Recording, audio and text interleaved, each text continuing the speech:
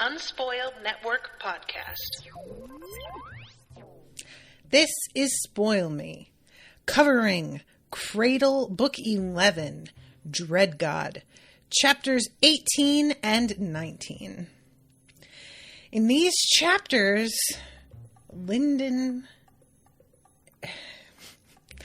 Man, I thought the title of this was Dreadgod because it was going to be dealing with a lot of Dreadgods. But I should have realized that the books tend to be named after whatever Lindon ascends to. I just didn't know this was an option. Welcome to Spoil Me.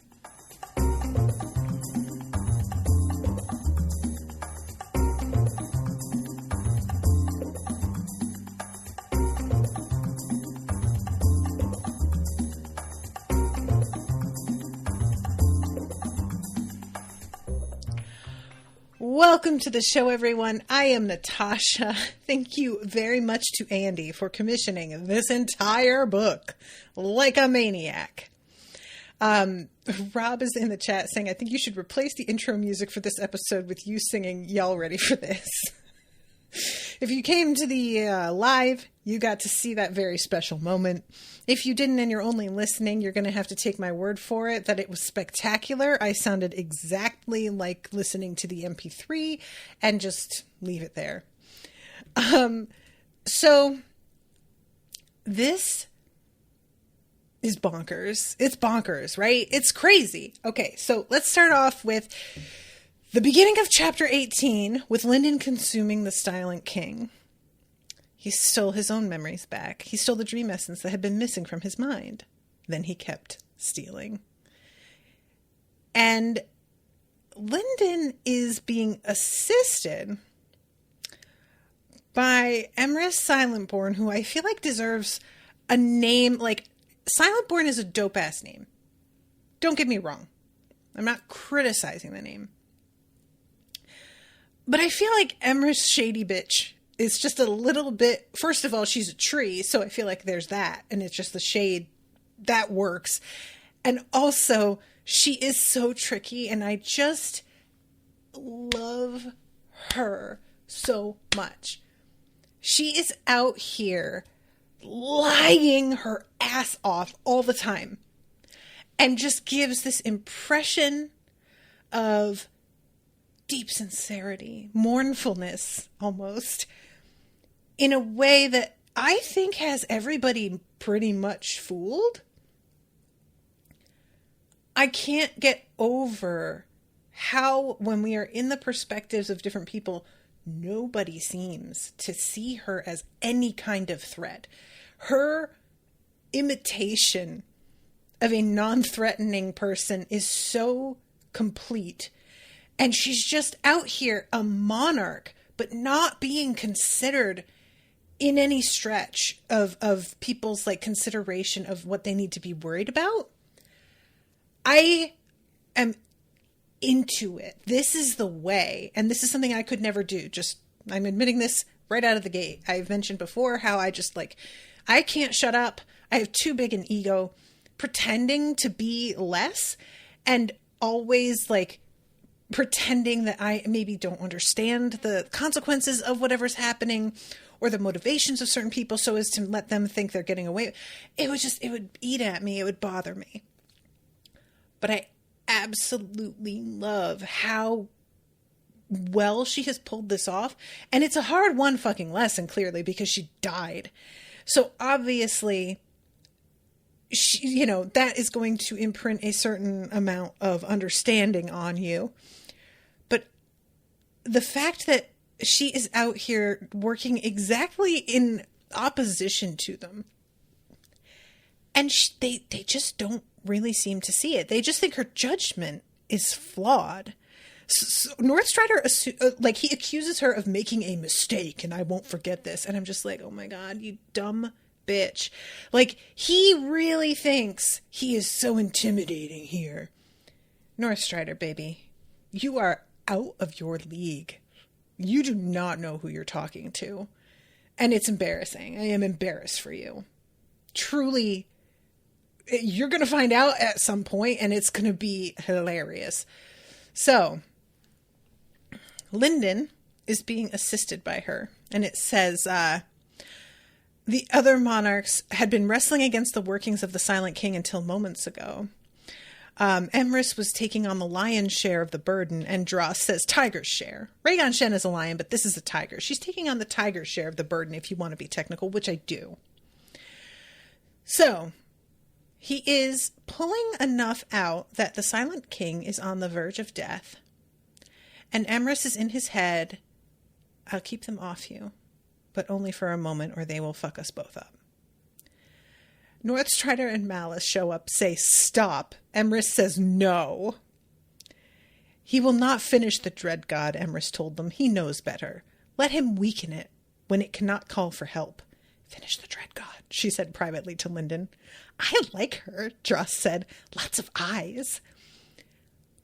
Just the best. So good. And look, my assumption is that what Lindon is doing is going to result in, you know, I'm gonna get there. Hold on. Let me just pump the brakes on that. I'm gonna finish this like scene. So they land in front of him, and Northstrider and Malice, they're very angry and they are pushing against him. And Northstrider says to Lindon, we will burn you for this. Malice calls him a traitor.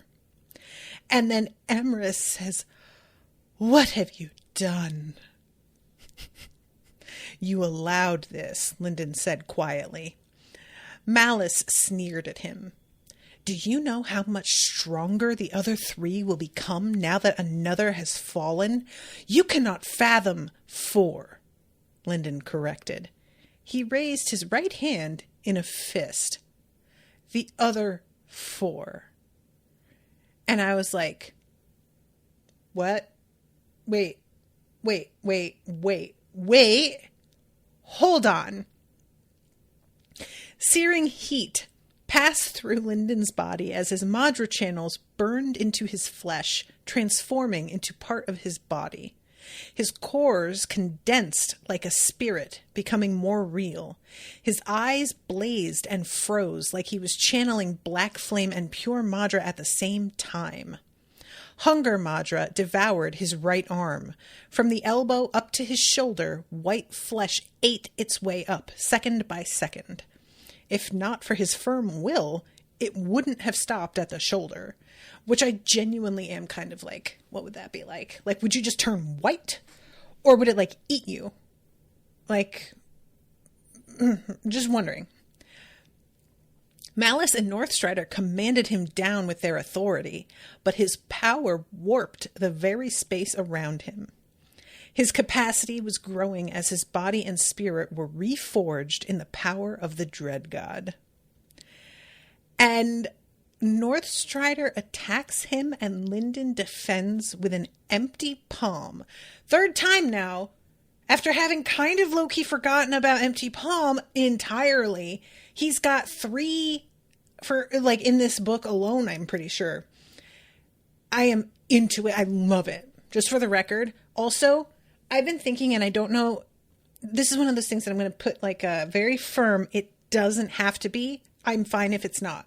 However, rereading the first book, when Lindon comes across the technique for splitting your cores and the empty palm technique itself, there is an account from somebody who's just like, this vile filth who tried this technique out was such a fucking coward. He didn't know how to fight normally, and I'm going to record it here just so everybody knows how dishonorable this is. And I'm like, who did it though? Who was it? Like, was it somebody that we know? Or is it just going to wind up being something from the mists of history? If it's the mists of history, I have no problem with it, just for the record. That's totally fine. In some ways, actually, I prefer it when not everything has like a big origin story. Not everything does have a big origin story. It's fine. But it's made me kind of wonder, you know. Anyway, So the violent power of the Silent King was settling into him now. His transformation, or his advancement, whatever it was calming down. But Lindon was not the same as he had been only moments before. And Dross appears, and Dross has a fucking halo. And I was just like, look, I know that this is just because you've absorbed so much of the Silent King, but I have to say, I don't like it. I know it's not what it looks like, but it looks like a thing that has been very bad. So I would prefer if we didn't. That's all I'm saying. So anyway, then we have all of these copies of Lindon that appear. And they go after these copies because they're very effective copies. We saw how well the Silent King was able to keep the fucking monarchs busy with the copies. Same method, and Lindon bounces up out of there. And I was like, I can't believe this just happened. I genuinely, like, my mouth was hanging open listening to this. I was like, oh my God. I mean, there's just so much happens and so quickly.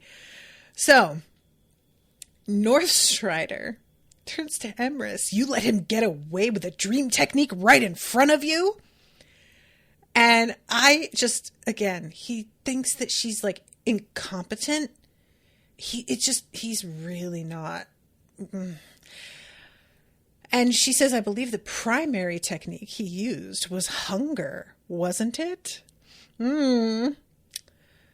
So, and Northstrider says, did anyone else notice the corpse is gone? Which we have seen, like I said, in the last episode, we saw the vision of him potentially like stripping it. And we also saw that he had the like black and white eyes, which Lindon then later says to Yaren, I'm so sorry I didn't anticipate the physical changes. And I'm like, why not? You saw the same vision we all saw, sir. So you should have, but it's fine. It's not a big deal. So Emrys summons other monarchs, and they have this little meeting. First we have Larian from the 8-Man Empire, and it turns out what Lindon did has immediately resulted in a power-up for the others, which I wasn't anticipating. I thought Lindon killing the Silent King would mean eventually the others would power up. I didn't know it happened basically in real time. And that's what it sounds like. Which of you pushed the Phoenix our way? Let me know now so I can carve your name into an arrow. Then Shamiara shows up with Rhaegon Shen and is just like, what the fuck? We had almost driven the dragon away. Why did you do this? And Emrys says, Weishi Lindon did it. He went too far. God. Oh, I love her so much. So, Northstrider is just like, ugh, we had so much time to kill him. We could have done it whenever. And we fucking didn't because we just thought it wasn't something to worry about. This is our own fault, honestly, really. And at one point later, I'm just going to jump to this now because I can't help but giggle. Northstrider could take dross from Lindon's spirit. When he thought about how much time and energy he'd wasted on the two of them, his blood boiled. Lindon had taken his good grace and then spat on him. How much time and energy?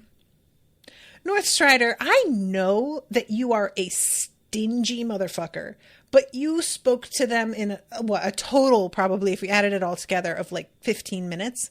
If that. Maybe. Like, shut up. Just honestly, shut up. I am sick of him. So, I had to jump ahead for that because he is acting like he's spent years training them or something. Like, okay, you know what? Let's not get ahead of ourselves here. And the fucking, he was about to like take dross and is sort of acting like, oh, I was generous. And no, you were investing in somebody that would owe you. Don't act like we don't know what this is. You thought he was going to feel indebted to you forever. And you have literally said in recordings, no, for the rest of your life that you are in my debt. You wanted that for him. And he didn't play your little fucking game because it turns out maybe he's better than you. And you're just a little pissy about it because you're a brat. He's a brat. It's fine. So, then we have Northstrider being like, we should just kill him. And Larian's like, oh, really? And what about his little unky up in the sky? You want him to come down and kill us all? And Shamiara does the whole, like, channeling her history. They won't take revenge for anything we do within the bounds of our world's fate. They cannot interfere to such a degree. And then comes back to herself and is like, can they? And Rhaegon Shen says, it seems the Abaddon's oath of non-interference is worth only as much as they decide it is. Which is interesting because, like, I can understand why he sees it that way. But we know that Aethan did try to not break that. Like, he clearly was simply by being here. But he was still attempting to, like, function within the rules. You know, I don't know. What I'm really interested in, too, with Aethan is how he explained who he was. Because he returned and was a fully grown man, I'm assuming. I wouldn't think that he, like, returned and pretended to be, like, an infant and grow.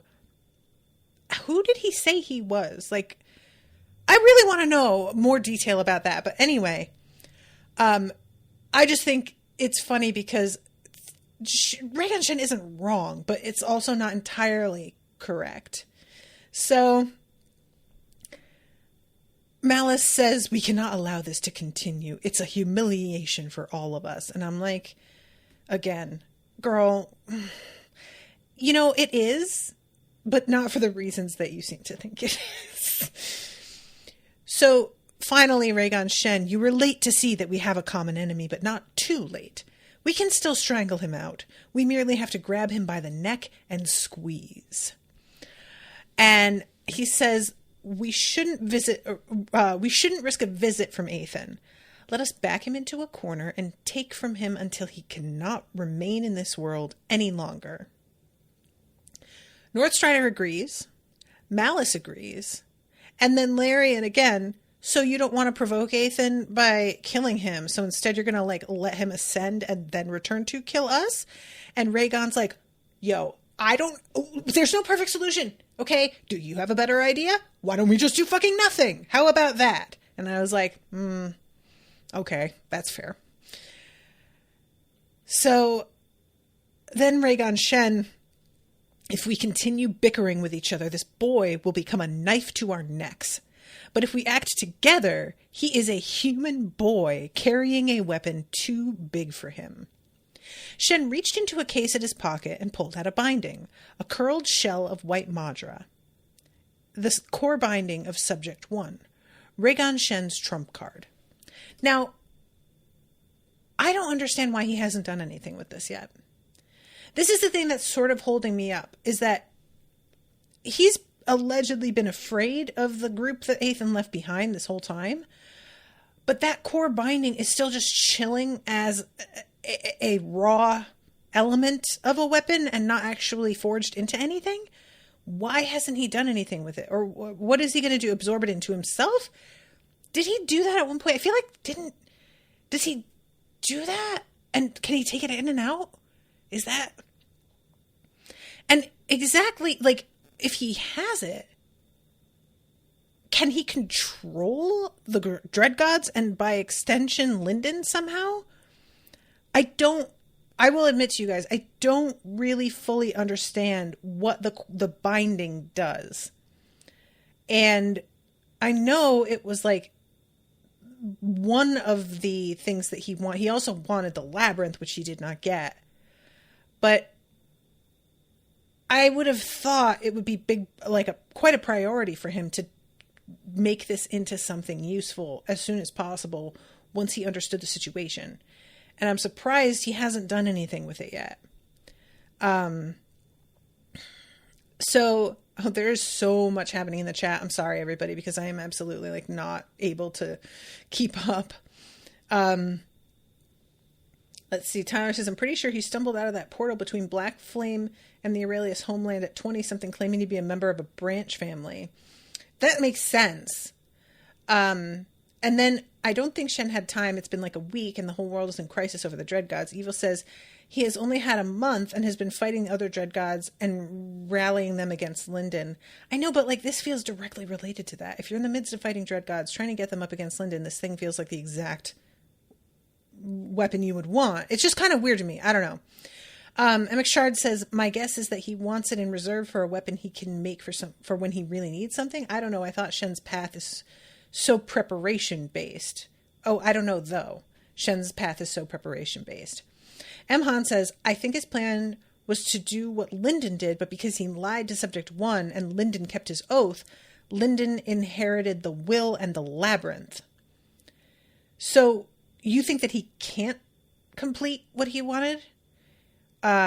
Evil says he also needs time to make a new soul forge. There you go. That's an explanation. Thank you, Evil. That makes sense. I forgot. He gave the soul forge away and he doesn't have the thing. That's probably, most likely, the main issue. I forgot about that. Okay. So then everybody leaves except for Larian, who turns to Emrys. And it says she shed her persona almost immediately, leaping up and looking to Emrys with sharp eyes. So, Larian said, an opportunity. And this makes me feel like Larian is in on it. I don't know if all the 8-Man Empire is in on it. I'm also sort of wondering if the 8-Man Empire, being what they are and working together, doesn't have the same effect on Hunger Madra, or do they also cause these Dreadgods to, like, remain? Because I could see, if the power is sort of divided amongst all of them, that it might not have the same effect, and so they aren't as complicit. But they may be. You know, I don't really know how that works. But I like to think that Emrys would team up with somebody who isn't, like, also causing the same issue. Because that would just make sense, you know? Oh, okay, good. They're saying Will has confirmed they do not cause Hunger Madra. Okay, yeah, so that makes sense. Okay.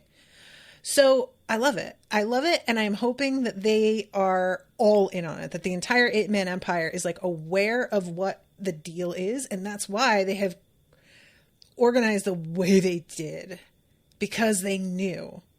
And I don't know how they would have known, if it was that they were going to advance anyway, and then they were given the information, and all of them were like, yo, now that we have this info, because they thought we were going to advance, I, like, still want to advance, but not like that. I would admire that. I would. And I could kind of see why they were like, maybe y'all want to work with us. I could think about maybe our crew turning into would it be 8 of them? Let's see. We've got Lindon. We've got Yaren. We've got Zeal. Hopefully Mercy. I am not feeling great about her at the moment, but we will add her. We've got Little Blue. We've got Orthos. We've got Dross. Am I forgetting anyone? That's 7. 7-Man Empire doesn't really sound the same. It's fine. I feel like they need a different word.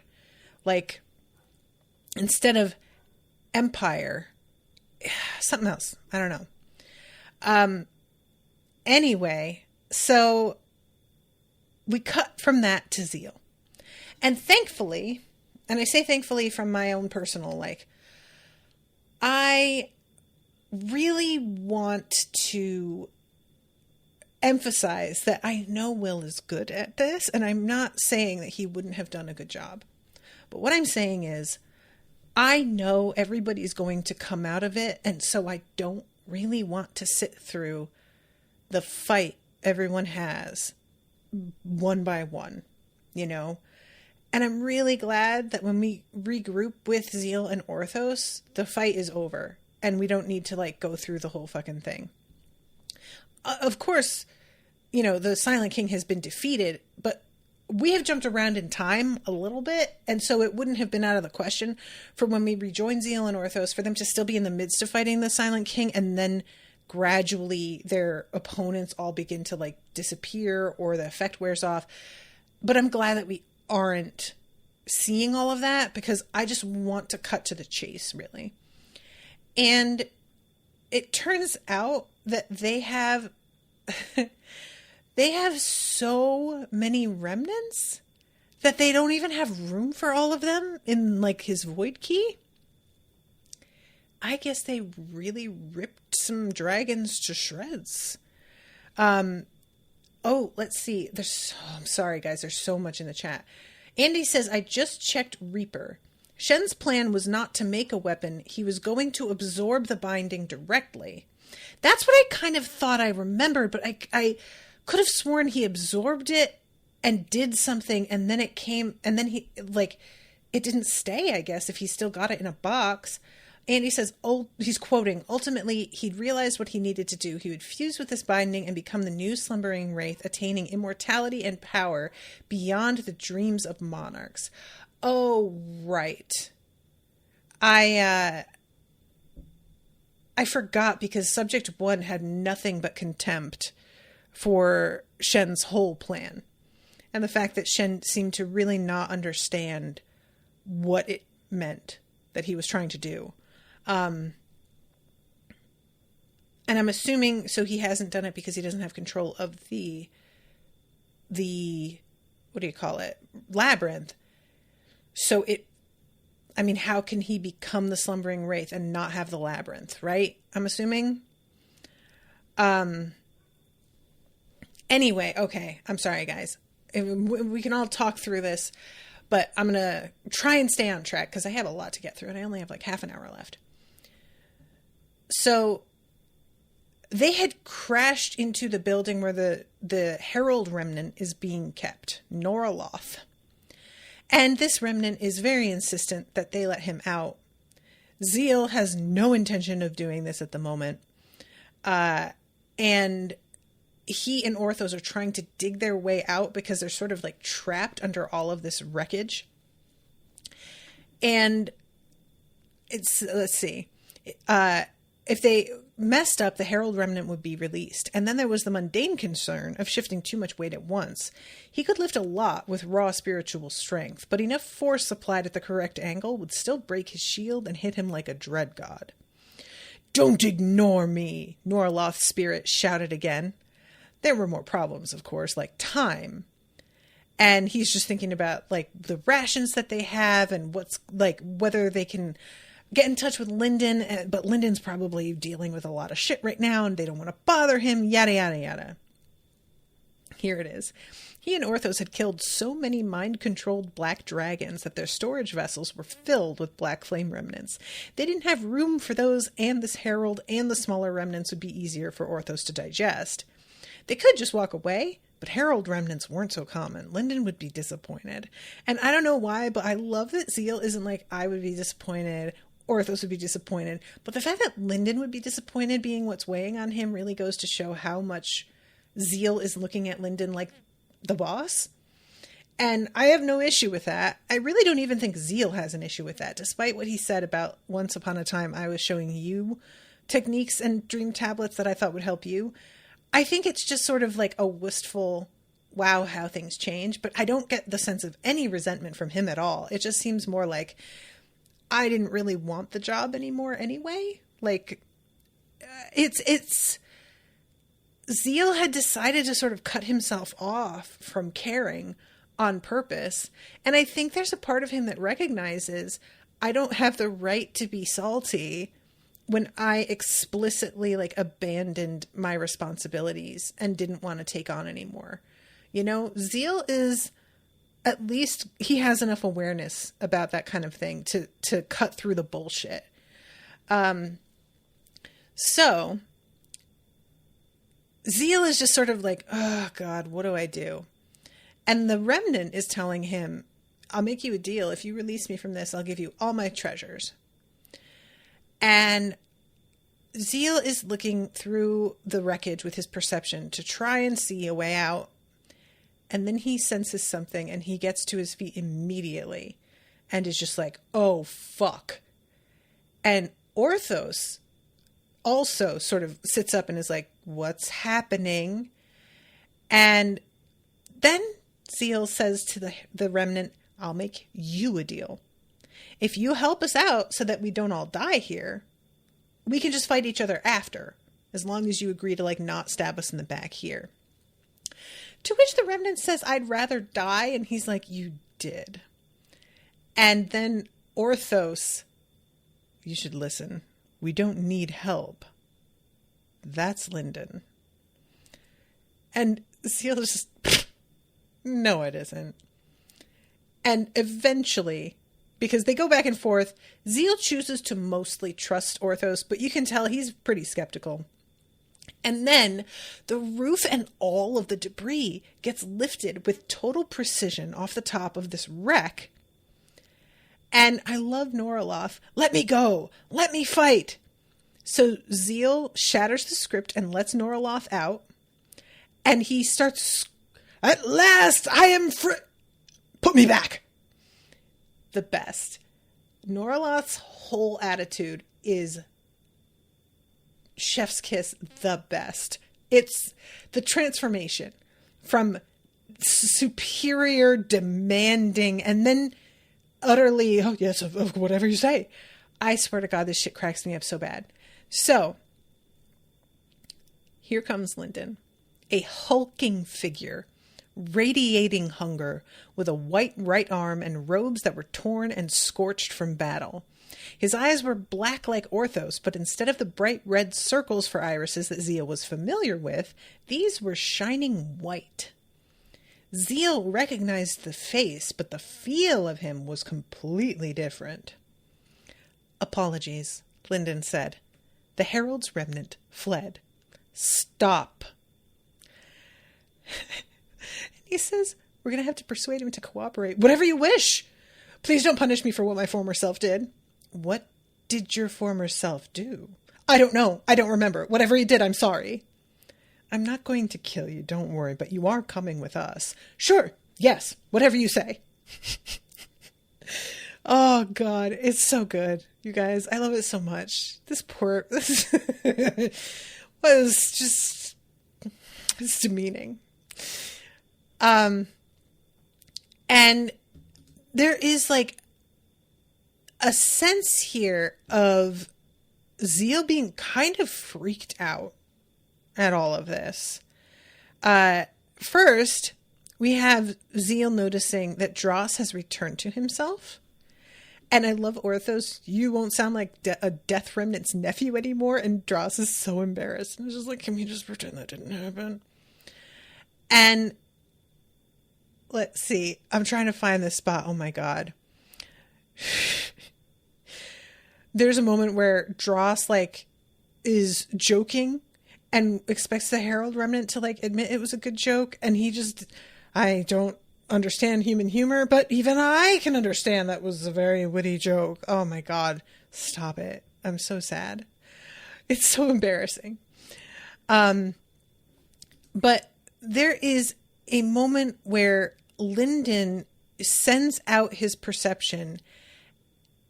It was at the same time as vast as an ocean and gentle as a breeze. That scared Zeal. It didn't feel like Lindon anymore. And I thought that was interesting. I can understand Zeal being potentially scared because this happened very suddenly. And again, I'm not entirely sure how much Lindon knew that this was a thing that could happen. I think that's probably mostly it. Lindon has just crossed over and done something that I don't think they knew could be done. And has the kind of power now that shouldn't have come to him the way that it did. But I hope that it doesn't turn out to be a genuine issue, So then we go back to Yaren. And she has the blood remnant, or the blood sage's remnant, in her void key. And it's hard to shut the key, and it's hard, it's trembling around, which I thought was interesting. Despite it being willing, it's clearly kind of a lot of power for this thing to hold. And she's looking around, and everybody is staring at her, waiting for her to handle the situation, because both of their leaders are gone. She is the strongest remaining. And even though she has no interest in running Red Moon Hall, she is kind of a part of things, at least for now. And we know that that's bound by an oath. They don't know that yet. And eventually she shares that, and that clearly makes everybody feel a lot better. But this, I'm going to have to kind of rush through this a little bit. But really what it comes down to is her letting everyone know, if you are not down to rip the Phoenix apart and suck it dry, you can leave, and I'm not going to kill you. Just go. And she has to say this several times before anybody believes that they are allowed to leave. And even then, they don't think she's going to, like, hold back on attacking them. And they all have, like, protective, like, constructs and stuff that they put up to guard themselves, thinking that she's, like, just fucking with them. And she has to keep being like, I'm not like your lunatic other leaders. I'm not going to do that. Okay, guys? But I can't blame them for being as paranoid as they are at all. So finally she says, so here's what's happening. And she says, the Void Sage. And I was like, you're what? Were you going to say boyfriend? I don't like it. Just for the record. They need a different, like, boyfriend, girlfriend. That's fine for our mundane, regular human world. I can't accept that. It's not enough. There has to be something better. There's a different way to say this. I guess partner? Partner would work here. I would be fine with that, actually, because that is not only, like, partner implies many levels of cooperation, and that really is true of their situation. So let's do that. So yeah, he'll take us back to the Black Flame Empire, where he'll count every last scale and splinter a board. After that, we're going after the Phoenix. And Kanmala asks, how are the sect resources being distributed? And Yeren is essentially like, look, you guys are the ones that are going to run things, so you need to figure this out. And says, the only reason I'm here is because I can swing a sword the hardest. I made a bargain and an oath. I swore I'd see you safe and settled, so I will. Until you're walking back on your own feet, until you're back walking on your own feet, if anyone crosses you, they're crossing me. If the heavens open up and decide to strike us all dead, they'll be striking me first, and that's just how it is. And Kanmala is like, it was smart to remind them about the heavens, and I'm like, I'm not totally sure that's what she meant to do. She's just somebody who speaks in idioms, and I think that's all that was. But it's fine. So she's in the midst of changing because her robes are totally fucked up. Kanmala is trying to get her to wear, like, robes for the Red Moon Hall, like their red outfits, I guess. And Yeren, of course, has very little interest in that. And she can sense Lindon coming. And then we have Yeren's spirit screamed in warning. And I'm thinking she's reacting the same way that Zeal did to the force of Lindon, which right now feels unfamiliar. It's not. I was really surprised. And I think that's probably intentional, that Will was, like, trying to get us to think, oh, she's just feeling Lindon. It is not. It's fucking Tiberian Aurelius's remnant, which is really, I had forgot this was a thing. And it's so gross. I just really, truly want Rhaegon Shen to be, like, sucked dry and then ripped into pieces. I truly hate this guy. And it just, the fact that he says, I'm sorry, as he's attacking her, like, I just hate this for him so much. Can you imagine? You're dead, but you're, like, enslaved? Like, that's just, you're not even free when you're dead? That's so not fair. The monarch's remnant gave her a regretful smile. 2 more gold portals opened to either side of Yeren. This time, she felt the origin of the technique and she reached out her perception. Rhaegon Shen. He hovered nearby, watching while his weapons prepared to destroy Red Moon Hall. Then the launchers inside the other portal took aim, and Yeren knew his target wasn't the hall, he was after her. And then Lindon shows up and says, close. And they do. Except for the one that has Tiberian Aurelius in it. And I was just like, God damn it. It would be so cool if Lindon could somehow break him free. I'm just saying. I don't know what you do with his remnant, because I don't know what path he was on. I don't recall who could do what with it. But, yeah, I just really need him to die, please, very soon. So, Lindon is behind her, And he says, "Put away your toy before I break it." And I have to say again, Travis fucking Baldry is so good at delivering these lines in a way that really is quite threatening. I know how scary Lindon is meant to be to everyone else. And there are times where I need to be put in somebody else's perspective to really remind myself like of the effect he has on folks who don't know him well. Because I'm used to him and I know how like sweet he is and sometimes like not sure of himself. But then there's moments like this. At one point, Rhaegon Shen says, "You already took one of mine away. I had to prepare the labyrinth for myself. It's only fair that I take a toy of yours in return." And Lindon replies with, "I have not yet begun to take from you." And again, Travis Baldry's like delivery of that line is so scary. Lindon is so scary here. I love it. I love this for him. Look at this kid. Oh, they grow up so fast. Meanwhile, fucking Yaren. He calls her a toy and then looks at her and smirks. "Oh no, he called me a toy. I'm so angry that I'm stupid enough to hurl myself at a monarch." She slammed her sword back into its sheath. Oh, bless her. I love her so much. So, and when he says, "I have not yet begun to take from you," Yaren does shiver. "Do you feel proud that you've alienated every possible ally before the other Dreadgods come for you? What do you know of the Dreadgods?" Dross whispered into Yaren's mind. "Scary, isn't he? We were practicing this on the way over in case he ran into a monarch. When he felt you were under attack, I thought his heart was going to stop. Not that a heart attack would slow him down anymore. I feel like he could keep fighting if all he had was left was a head," which was hysterical. The idea of like just being a head. But I also really enjoy, as scary as Lindon is here, finding out he was practicing this. Very relatable.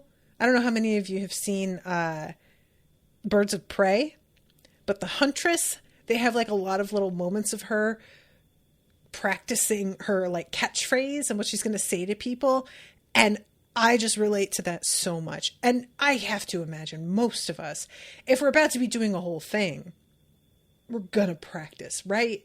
You have to make an impression. It's like half the gig is just being memorable and intimidating. You need to know what you're about to do. So anyway, Yaren is so excited that Dross is back, and little Blue is so excited. She wants to hug him. He says, "I can't interrupt right now." Little Blue does not back down, and he eventually does hug her, and then like his eye waters a little bit, even though this is not real, but it's still, you know, the thought is there. And I have to laugh at the fact that this is all like intercut with the conversation Lindon's having with Rhaegon Shen. So it's very much like leavening everything. And this is something that, I don't know if I've said this before. I feel like I have, but I'm just going to say it again. Some of you have been asking about like my feelings on Traveler's Gate. Also, I'm covering the Elder Empire series. And I really like Elder Empire. Traveler's Gate has very, very meh for me. And I've started to realize why Cradle stands over both series in my mind. And it's moments like this. There is so much more humor in this series than there are in the other two. There's moments of humor in the others as well, but they are not as...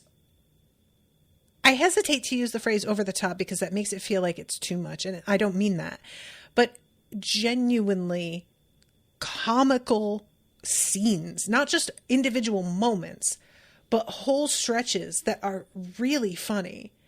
And I think that's what makes this stand so far ahead of the other series for me.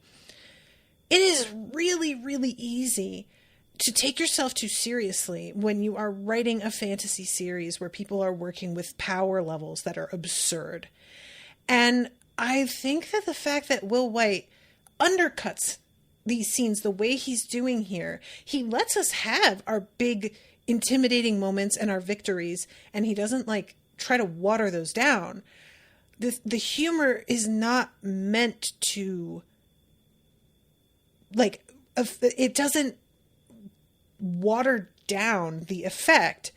When I say undercut, I mean he's kind of lampshading our own thoughts sometimes, and I'm like expressly doing that in the bloopers, of course.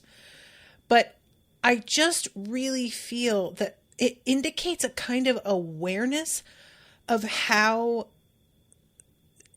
you could mock a scene if you didn't have the consciousness of that around it. Do you know what I mean? Like, if, for example, we could take something like Batman vs. Superman and add cuts like this into it, how much better a movie would that be?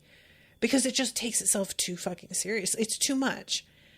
And you could take some of the big boss ass moments out of the series to try and make somebody really like, to try and convince them to read the whole thing. And I don't think that would be an accurate representation of the series. I think you want the little bits like this of Dross, you know, the reuniting with Lil Blue being the thing that we're honestly paying the most attention to in this scene. Unless that's just me. But I really was a lot more interested in Dross and Lil Blue than I was in fucking Raygon Shen, because fuck this guy. And everybody missed Dross. And I just love this, you know? So the fact that I care more about this little character reunite and not as much about like one of the biggest, baddest who has just shown up and is talking to our hero, I think that's great. I love this, you know? I think this is just what makes it interesting. And that's not to say that the other characters aren't interesting, but there is a heaviness if you keep going with the intensity all the time. And I would say Elder Empire has more humor than Traveler's Gate, but it is still pretty bleak at times, genuinely. The humor is a little bit more of like a dark humor in a way that's sort of like, oh boy. And this is really laugh out loud at times, you know? And I really think that's what makes it different. I think that's what like draws a lot of us in, is this sort of lightness, not because things don't matter, but because that's life. That's the way it works. You can be in a really important moment that's like kind of got a gravity to it. And a part of you will also be noticing that one guy in the corner who just drank his really hot coffee way too fast and is kind of choking and trying not to let anybody notice. And like sort of laugh to yourself at that one little thing in the midst of this other whole thing, which feels like what Osriel was trying to say to Suriel. You know, that like the whole thing is so grim that you've got to have fun in it, or else what do you have? So it's kind of neat that I think our big dude Osriel has this philosophy that is throughout the series really borne out, you know? Anyway, I just wanted to mention that because I know I'm behind time and I'm really sorry, but it sort of occurred to me the other day. I was like, what is really, because Traveler's Gate and Elder Empire both have compelling stories. They both have well-drawn characters that I like okay for Traveler's Gate. I like them much better in Elder Empire, I'll say. And I was just kind of like, what is it that's missing? And I realized once I went back to Cradle, I was like, this is funny. It's just funny. So anyway, I love this. There's this long drawn out moment. And then Lindon just says, why don't you go prepare another ambush for me, since I won't let you stall me long enough for the others to arrive? And Raygon says, this is hardly conduct befitting a monarch. He disappears. And Yaren is like, monarch? And she turns around and senses him and just goes, what are you? And then she sees his eyes, and he's obviously feeling real weird about it. I love her, though. I wasn't after you for your eye color.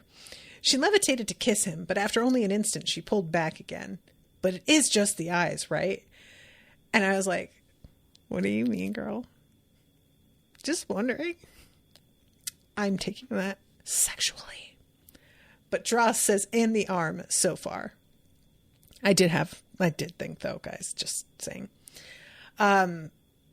So then Yaren says, why are monarchs and dreadgods after us? And Dross says, I've prepared a substitute presentation and 3-act play that I think will give you as much of the general situation as I'm allowed to. Oh, so it's about the monarchs letting the dreadgods stick around? I'll pass that to the others. Lindon looked gratifyingly surprised, but Dross deflated.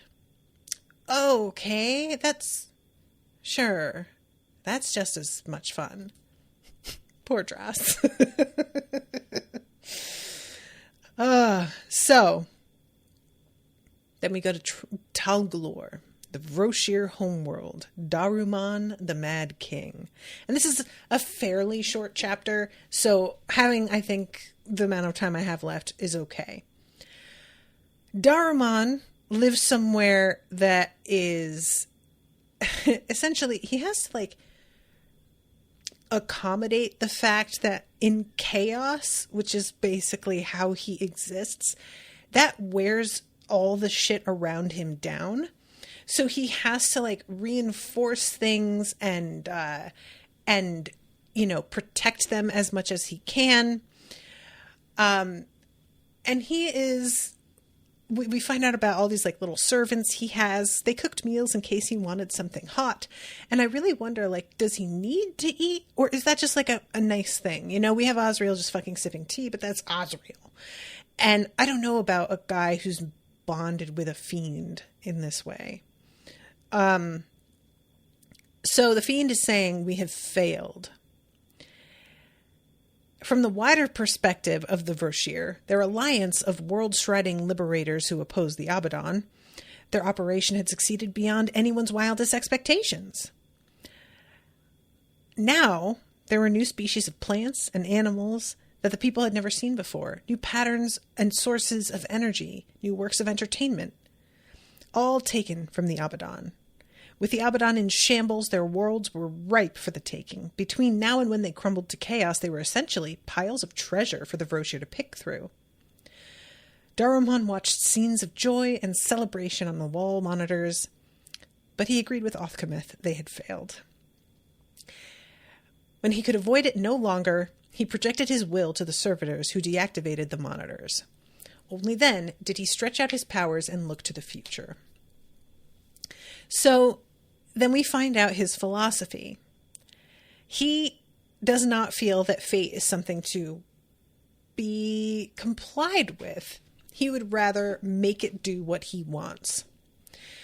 So he thinks about what it is that he where he wants to get to, and forces things into that configuration and sees what they are. So basically the difference is the Abaddon are in a boat on a river, and the river's just going wherever, and they wind up wherever the river takes them. Whereas Daruman has a GPS, and he puts the place he needs to go, and then he watches along the way the path that he would have to take to get to that place. And he gets to see how likely it is that the things on that path will happen. And how likely they are influences what he decides to do, because how unlikely they are actually is also how Machiel will see things. So he can judge Machiel's likely action based on what Machiel's priorities are. So I feel like this sounds like fucking gibberish, but I'm sure you guys are getting it because you read this. So anyway, he had been hoping that they would kill Osriel, and that would really set some things up for him, but that doesn't happen, and he kind of knew that was very unlikely. And then he starts to see some other versions of things that are a little bit more likely. And then they start looking, let's see, I'm trying to find it. The Mad King strode into sanctum, laying waste. Fleets of his warriors blackened the skies. He smote the golden edifice that was the Hall of Judgment, broke the flying cities, blighted populations. He was eventually struck down. Machiel, Raziel, and a manacled Osriel shoved him into the way. The armies that followed Daruman were destroyed, and Talglor substantially weakened. Strangely, this future was more likely than the first. It came to him immediately why it has not been restored. The fiend understood his words immediately. The hull was being repaired as they watched, but it should have been fixed immediately. Its slow speed indicated it was being pieced together by lesser phoenixes and not by the phoenix. So he traces this back and sees where Suriel actually is. And there's a bit where he's like, she has used herself as bait before, so this might be that, but I don't think it's that. And he sees Suriel banish Osriel into the void to protect him, leaving herself open and vulnerable, and Daruman just strikes at her repeatedly until she can't regenerate again. And it says the 7th generation Suriel was gone, destroyed so utterly that there would never be another phoenix after her. And I was like, what? At least not until someone else rebuilt the position from the ground up. And I was just, that is very destroyed. Wow. Okay. So he's like, how is this allowed? And then we find out this fucking guy. I fucking hate Machiel. I swear to God, this is why we don't let cops investigate themselves. I just really... Okay, so, first of all, Machiel does see this possibility. And he would see Daruman's attack coming. He would see the risk to Suriel, but he would judge it more likely that Daruman killed Osriel. 6 out of 10 times Osriel died, and Suriel only died 3 out of 10.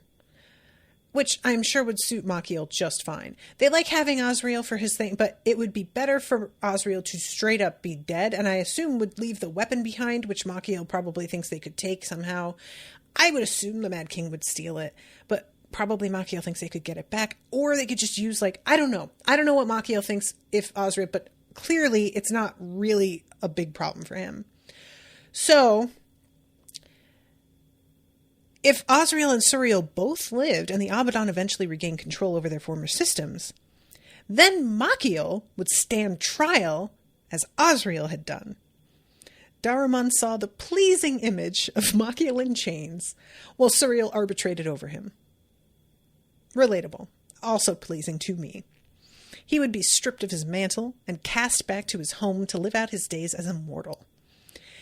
If Osriel died, then the Abaddon couldn't afford to lose Machiel as well. His crimes would be hidden forever. The Abaddon would control many fewer worlds, but this hound would rule over them for as long as he wished. So this bitch is just like, one of them could die. Preferably Suriel, and then they won't prosecute me. That is some shit. Truly. What a little fucking goblin.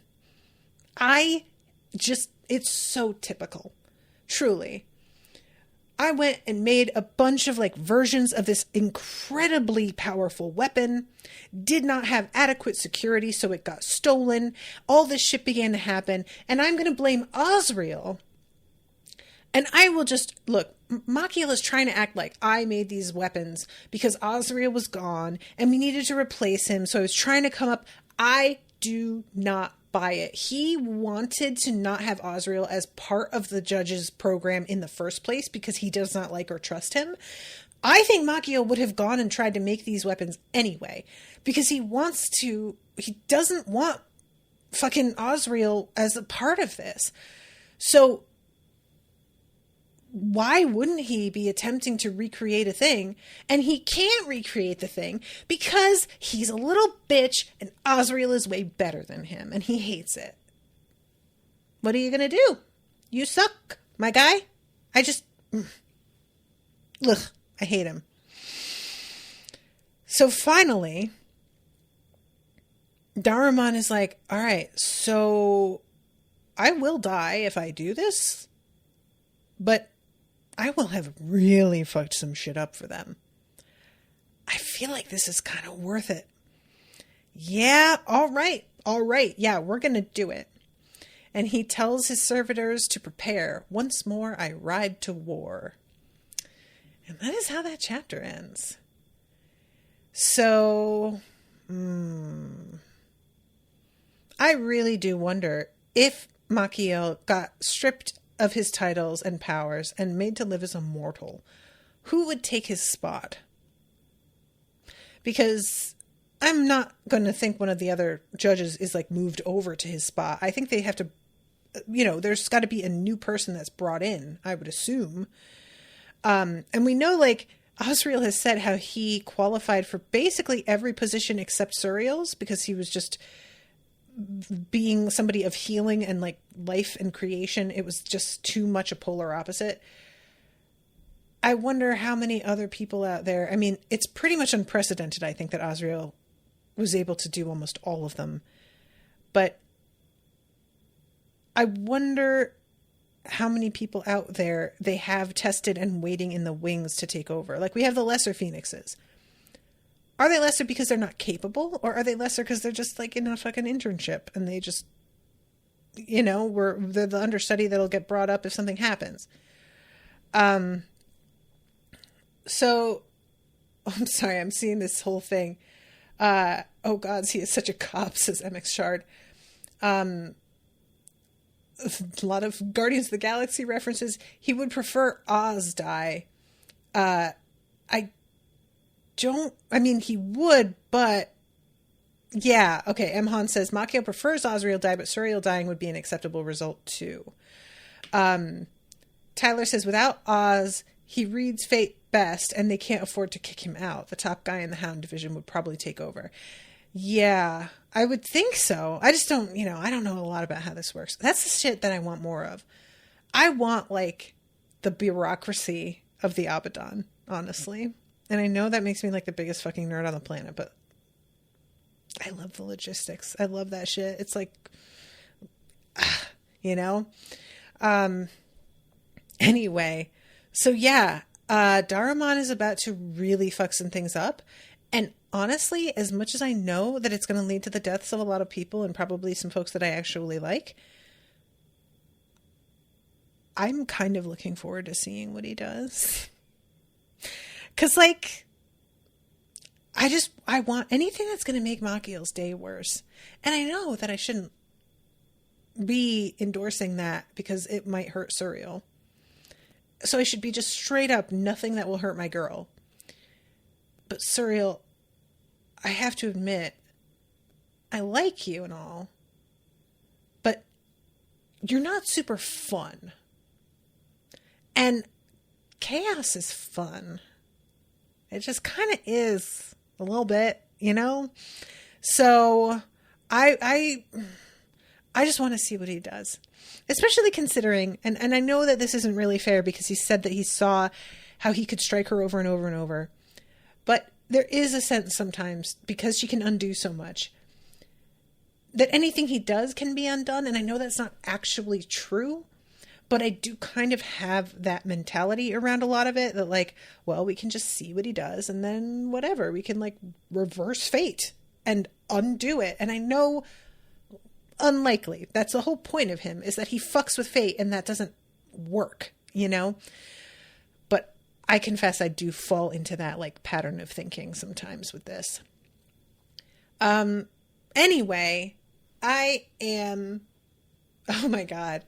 Emhan says, I'm going to do a hot take and say Machiel and Oz secretly teamed up for the 1 out of 10 possibility that it wasn't mentioned to trap Daruman. I like that idea. Honestly, the whole thing that he sees Suriel banishing Oz to the void to protect him, I'm not sure I buy that. It's not that I don't buy she could do it, because he's underpowered, and that's not to say like not powered, but So I think she probably could, but this feels like we saw Oz do something that created a possibility and opened this like avenue up that made Suriel go, I can't believe you are this good, that you were able to just like take 2 actions and completely open a new avenue. And yet you fucking bailed on us and abandoned us. And you could have been doing this shit the whole time. And I'm wondering if it was this, like setting up, because, I mean, but I don't know how, like, there is a fine line between, I want my good guys who are smart and competent to be able to predict things and to set stuff up, and too many things being under someone's control and not being by accident. And that can also get kind of tiresome. So you really have to kind of like be careful about how far you go in either direction. Exactly. Emexshard is bringing up what I was going to say next. We did see Emrys prune fate branches, and judges have to be better at that than a monarch. That was exactly what I was thinking, is like, if we saw that the Silent King was able to be outwitted because he straight up didn't know something was a possibility, I would think you could do that with somebody like the Mad King. I don't know how, like, obviously, this is sort of what comes up a lot for me, is I don't know what's possible and what's not. I don't know where the restrictions end and where they begin. And that has its ups and downs. It can be a little bit difficult sometimes to feel grounded when it's sort of like anything can be anything.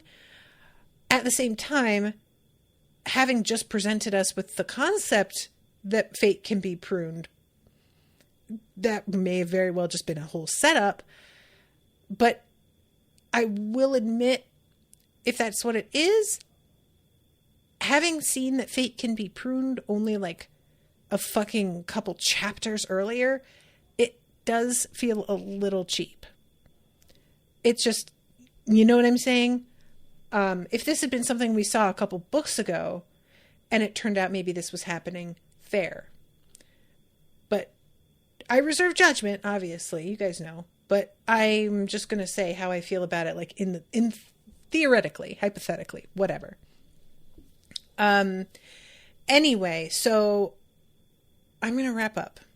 Thank you guys again so much for hanging out with me. Appreciate you all a lot. I will be seeing you on Thursday with the next 2 chapters, the penultimate episode, y'all. Oh, devastated. Until then, toodaloo, motherfuckers.